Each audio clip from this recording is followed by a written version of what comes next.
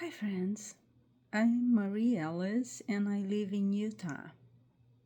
So the informed consent I will be discussing with you is based on the Utah Division of Professional Licensing, also known as DOPL, and I will be comparing with the American Counseling Association informed consent.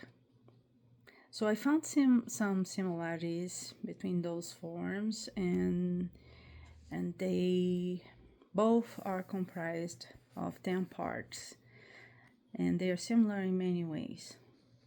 So I will go over the similarities, and then I will tell you the differences.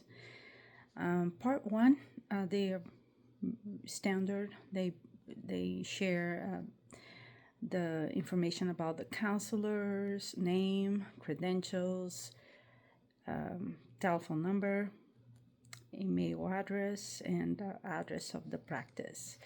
And they both specify the nature of the services later and the risks and benefits involved in the treatment. They also disclose confidentiality terms and exceptions in case of risks. And they have a section for billing, the fees, duration, and termination of the services. So now let's go over the differences. I found that most of the differences are on the DOPL form, the form here in Utah, that they include a privacy section, hyper privacy standards, and they form of protect the client. I thought that was pretty nice. And they also disclose information about telehealth, and that they are in accordance of the Utah telemedicine laws, and they are required, counselors are required to have that filled out before starting virtual sessions with the client. And one difference I found with the ACA form is that they ensure to mention that court order counseling. If the client does not comply, there will be consequences. So that's the difference. So I also did a little research, and I found a counselor here in Utah that I really liked her form.